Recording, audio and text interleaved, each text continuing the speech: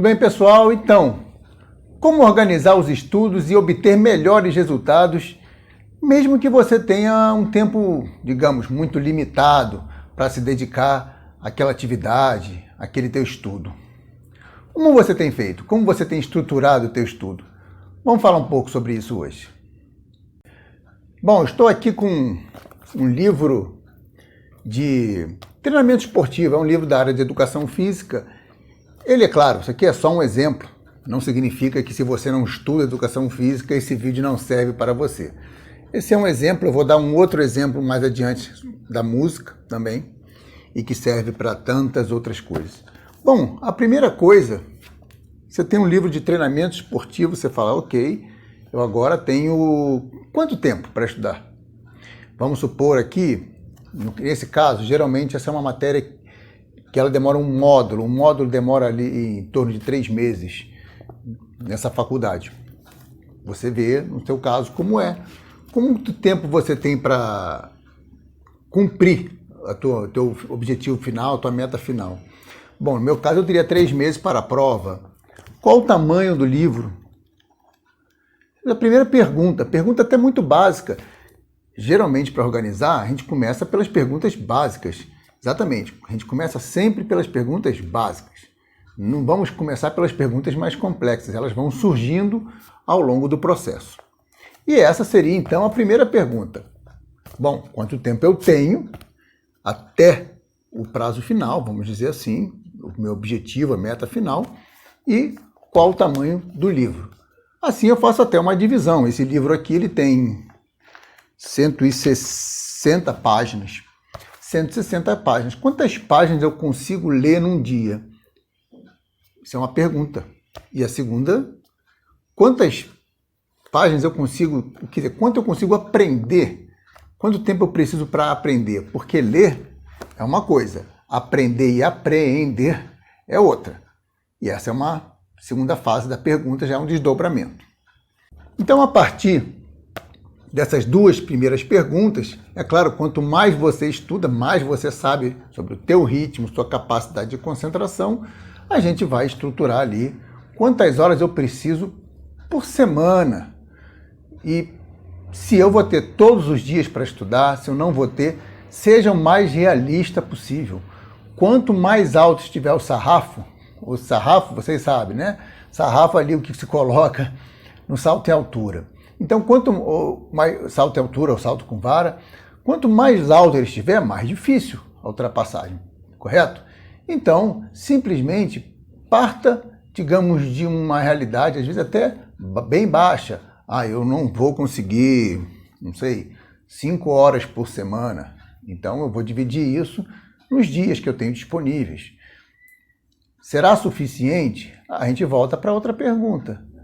Estudando 5 horas por semana, eu consigo cumprir quantas páginas, aprender quanto de conteúdo, e isso é suficiente nesse período, aqui um exemplo, de 3 meses?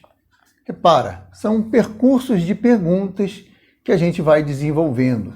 Exatamente como funciona numa mentoria, é assim, você vai desenvolvendo as perguntas que parecem simples. Muitas vezes, como eu disse, são simples, mas elas levam a respostas que quando a gente se concentra apenas no resultado, esquece de se perguntar sobre como estruturar, como organizar, ela leva a respostas que nos surpreendem. Surpreendem porque a gente vê o quanto a gente estava negligenciando uma enorme parte do processo. E após essa primeira etapa de organizar o tempo do estudo, vamos organizar um tempo para fazer a avaliação, ou a autoavaliação. Como eu disse aqui, essa matéria, treinamento esportivo, depois de 3 meses eu teria uma avaliação formal da faculdade.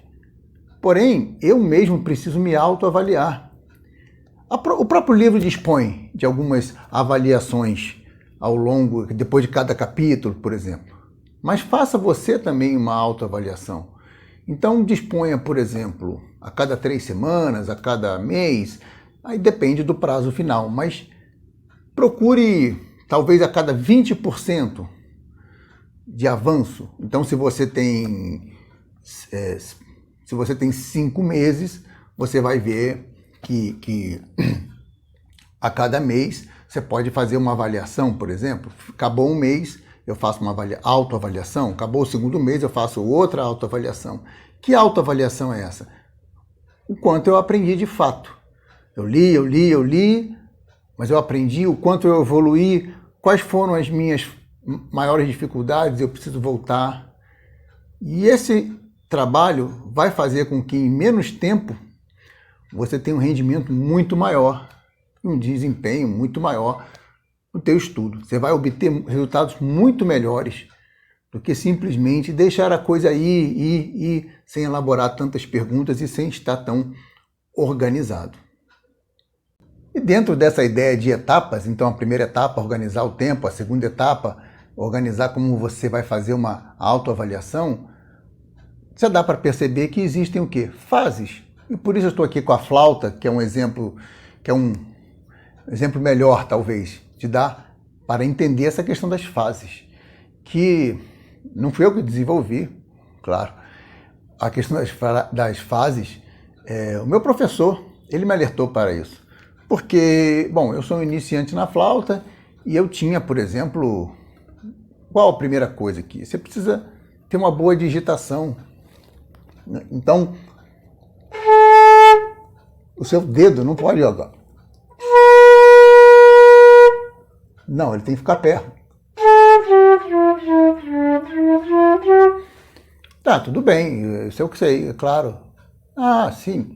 Mas em que momento você vai se dedicar a isso? Porque primeiro você precisa tirar o som da flauta, então...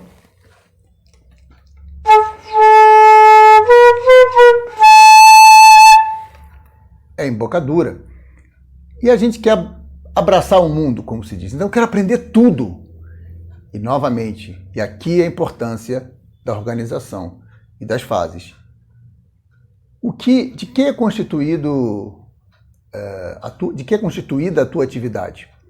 Quais são as partes da tua atividade? Então, quais são as partes, por exemplo, para estudar uma flauta, um instrumento musical? Quais são as partes dos idiomas? Por exemplo, a parte mais básica aí é ouvir, falar, ler, escrever. Então, são 4 habilidades. E dentro dessas habilidades, vamos lá, tem a questão gramatical, a questão lexical, né, do vocabulário. Você desenvolve paralelamente várias partes, mas a concentração, quanto mais concentrado em uma dessas partes, ou 2 ou 3 no máximo, mais rápido será o desenvolvimento. Concentra aqui o exemplo da flauta, concentrou na embocadura, ela está tirando um bom som. Então agora eu vou pensar no dedo, na digitação. E isso serve para qualquer atividade. Portanto, uma descrição de como essa atividade é constituída, quais são as partes dessa atividade, é essencial, é fundamental para fazer a organização do estudo e obter, repito, melhores resultados em menos tempo. Porque, dando um exemplo aqui da flauta, meu professor, uma vez eu falei para o meu professor, olha, eu estou conseguindo, eu tenho uma boa digitação e já estou conseguindo tirar as notas, mas é que quando eu vou tocar,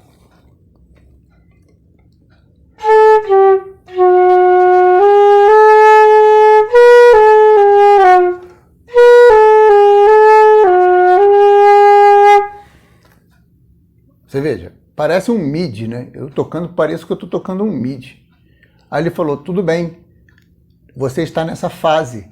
Esse é o momento. Continue tocando assim. Se você tocar igual um MIDI, mas tocar bem, então a gente já evoluiu, a gente passou para outra fase. E aí, agora sim, a gente vai poder se dedicar à musicalidade. Então, tem uma parte mecânica da música, né, do instrumento, que é preciso dominar. E quando você domina essa parte mecânica, então você já pode se preocupar mais com a musicalidade. Claro, estamos falando de uma determinada metodologia. Não há uma única metodologia, mas dentro dessa, e de qualquer forma, qualquer metodologia vai respeitar a ideia de fases. Ou assim deveria ser. Então, veja como é um excelente exemplo e que você pode levar para a tua realidade, para a tua atividade. Certo? Então, esse foi aqui um vídeo dando 2 exemplos de um estudo formal, no caso da educação física, e da música, aqui com a flauta, exemplos que, claro, você pode levar para a tua atividade, como eu já falei, e é isso. Espero que você consiga obter ótimos resultados nos teus estudos.